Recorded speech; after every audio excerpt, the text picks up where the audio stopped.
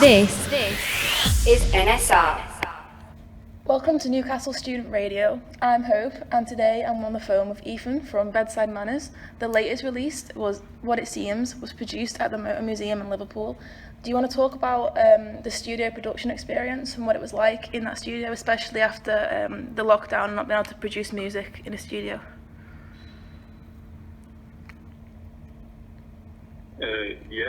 Well, the studio itself, it's brilliant. Al Groves is the engineer there who initially he worked with so many big bands for so many other few years. He shot toward the end of 2019, I think it was, and we recorded just before lockdown, so it was really good timing. And he's basically he's so professional and helped us get the song to where it was, and he just developed the sound of the band like so much from where we were to where we are now. It's like the song's so good just because of how he worked on it. We can't thank him enough for how the studio process was basically. Yeah, that's really good. So the new song, what's like the inspiration behind the track? Do you ever think it's like a new direction for the band? Yeah, definitely. Well, we after our last sort of EP that came out, we was a bit heavier than we was trying to be really, and we wanted to tone it back a little bit, make it a bit more melodic and anthemic, and we think the things that go down best at our gigs are things that are sort of more anthem-y songs people like to sing along to and stuff. So this one was like straight up that alley, and it's a pretty simple type of song, just like thinking about like people who the one who got left behind and that sort of message and stuff. It's like simple type of lyrics that people can learn dead easily and get into it, and it's like just a proper catchy indie banger really. It's, for sure. I thought it was really catchy. I listened to it and I was like, oh, this is good, let's catchy this. Thanks, yeah. I saw a little bit on your PR about the band name. Do you want to talk about that, because it is a bit random, especially the spelling? Well, we used to have a different name a while ago, just because we couldn't even think of a name at the time. We was only about 17 or 18, and we just got asked. We wrote one song, and we were asked to go and record. The guy asked us what time we wanted to be in the studio, and he said, "You can have 6 till 8 if you want." We were like, "All right, cool." He was like, "What's the band name?" I was like, "I don't know, just put it down to 6 till 8." And he was like, "All right." So we recorded 6 till 8 for like a year or two or something, and then that was different band members and a different sound and stuff, and then we all got a bit bored of it, and it was really hard to remember, and it was just a bit of a boring name really. So we tried to revamp the whole thing, and we couldn't think of a single name to come up with. We had so many ideas across like months of it, in like early 2018 I think it was, or the end of 2017. We had so many different names flying in. We had nothing. It just Bedside Manners just sprung to mind like out of nothing. It didn't mean anything. There was no like story behind it, but I just put it into the chat, and it was the least bad suggestion at the time, so we just went with it.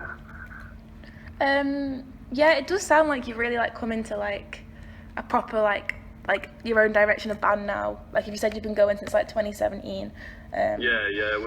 We used to just kind of follow along with the crowd, and we made sort of like a school band type music, just like heavy rock kind of music, and now we're kind of finding our own path and how to do things our way. So yeah. So how does like the band now all know each other? Me and the singer Ben went to school together, and it's a bit weird because we were never really friends in school. We were sound with each other. We liked each other, but we were never really hung out that much. Like if ever, never really spoke. But then, being in the band, he just messaged me one day and was like, "Oh, do you want to make some music?" And I was like, "Yeah, all right, let's do it." And since then, we've just been pretty much inseparable. And then we met Dan, who's the drummer, and knew him as like a childhood friend. So he joined when he was only like 16 or something. He joined the band. Then we met John, the other guitarist. We met him online, really, just through a band website. We were just looking for a guitarist, and he popped up, and he could have joined Pale Waves. He got asked to join Pale Waves at the same time he got asked to join us, and he picked us. So he's good. No, But, you might get big. You might get bigger than Pale Waves, and you'd be like, oh, I made the right decision. Yeah, you never know. Yeah, well, I think he prefers our sound to Pale Waves anyway, but yeah, and then we met Jim. He was just a few years younger than us in school, so we asked him if he wanted to join as a bassist a few years down the line, so yeah.